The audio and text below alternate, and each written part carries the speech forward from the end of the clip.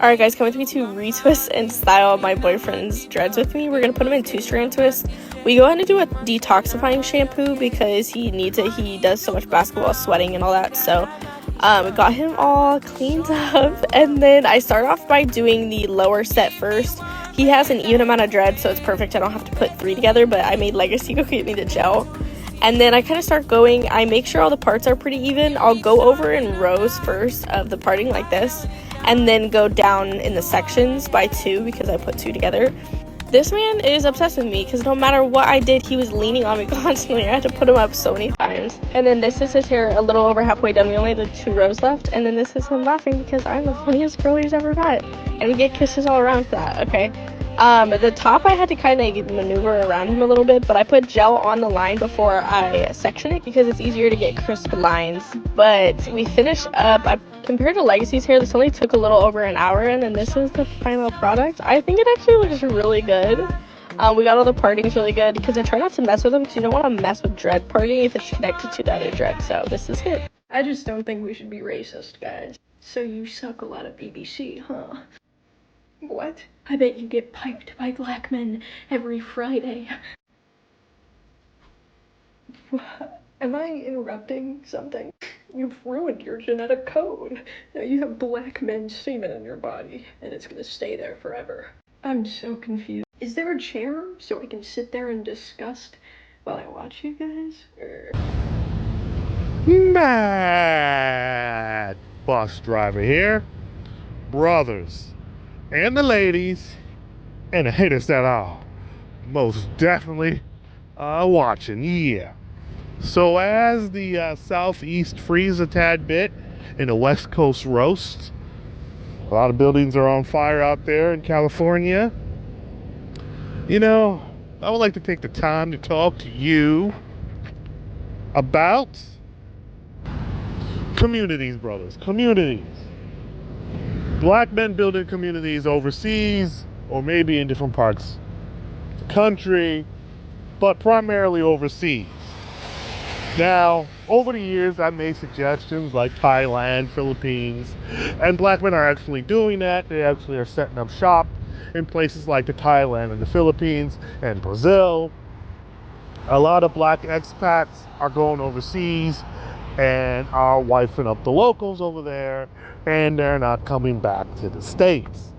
So, I leave it up to you. I ask you, brothers, what have you seen? Because I know there's a lot of travel videos, a lot of passport bros are making videos, a lot of passport joes are fronting like they're passport bros are making videos, a lot of travel bloggers are out there making videos. So the cat's out the bag. So the question is, for you black men, what countries do you think will fare the best for black men to move wholesale in setting up shop overseas? What country do you think brothers can move? Like if 100 black men of a particular city or a particular group got together and be like, okay, we're gonna move heavy. We're gonna move heavy on a particular country, right? We're gonna bring barbers, electricians. We're gonna bring brick masons, carpenters. We're gonna bring lawyers. We're gonna bring, maybe one doctor or something. We're gonna bring a heavy group of the black men that are gonna move in unison, one fell swoop, right? Into a particular country. What country do you think that would be? Do you think it'll be somewhere in Europe, Eastern Europe, Western Europe, Northern Europe, Africa, Northern Africa, South Africa, West, East? Will it be in Asia, which is the prime candidate right now, Southeast Asia? Or would it surprise they asked to be like someplace in like Australia or Central Asia like Mongolia or Kazakhstan? Or will it be a good old-fashioned standby, Brazil? Maybe Argentina. Or maybe they're going up north. Maybe we say, that's it, we're going to go to Alaska.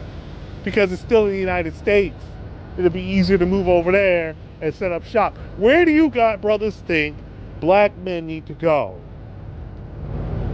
If, let's say 100 brothers need to move and move heavy, what country would that be?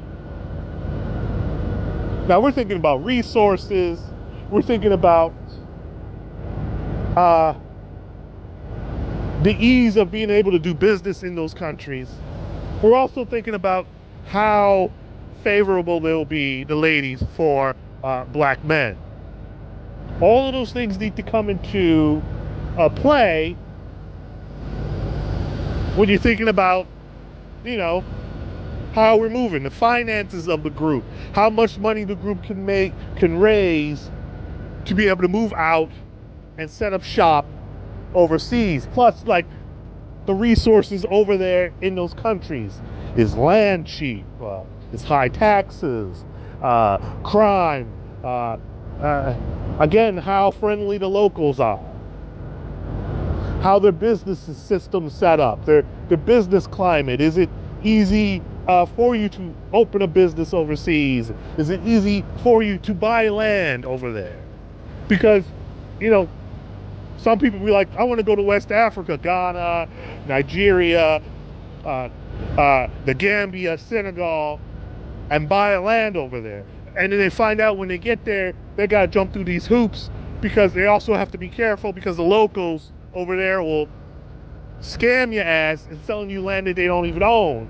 Or they're selling you family land, and you buy the land, and then a family member will come, riding up on a donkey, and he's gonna tell you, hey, you can't build here, this is my land. And now you stuck in court in some banana republic trying to get your money back or your land. These are things you need to think about. Why am I asking these questions? I almost slipped on some ice. Why am I asking these questions? I'm asking these questions because black men are moving heavy now. We're getting tired. We're getting tired of the BS back home in the States, dealing with the scraggle-daggle, dealing with the strags, dealing with the same old lame old, the culture of Umar Johnson and them, the matriarchy, the gynocracy, the BW-led households. We're tired of that, and brothers are wising up to the game. Other groups of people are wising up to the game too. Other races of women aren't seeing what brothers have been talking about, because they've been seeing through the years of what BWs have been saying about black men. So the next step, because brothers are setting up shop in like places like Thailand and places like the Philippines. If a large group of brothers are moving and bringing resources, what would be a good place to like intentionally set up communities? Because there is a such thing as intentional communities. It's all over the world, especially in the United States. There's several intentional communities, like eco villages and stuff like that. So when you're looking at online, you can look them up on YouTube, eco villages or intentional communities, and you find them all over the place, from Italy to India, all over the planet. Brothers need to move in on that type of lifestyle too. We need to start building intentional communities, physical communities, not just online communities, physical communities. So we have to start thinking as a collective of black men that are thinking outside the box. As SYSBM, what is the best move to make if we're going to move as a unit? Where should we go? Where should we build?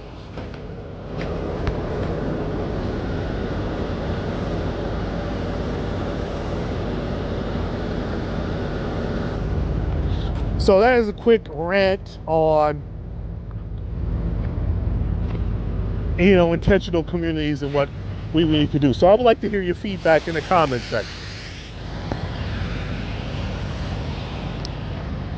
So, just a little quick extra.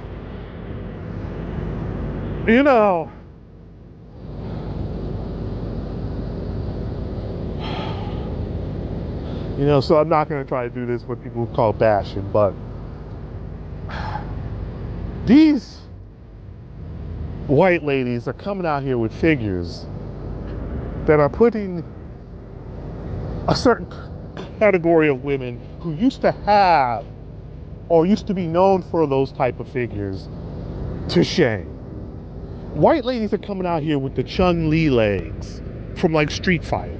Thick like that. With the thick booty. Right? And they can do hair. Black men's hair. This is madness. Because this was not something that you would have heard of 20 years ago. And Chun-Li is coming through with the Chun-Li legs. And they're looking for brothers too. The game is wide open for you young bucks. Why is you still dealing with the old regular and the old regular is telling you you ain't shit over and over and over again on TikTok nonstop complaining when you can have Chun-Li legs and she can do your hair. Bad bus driver out.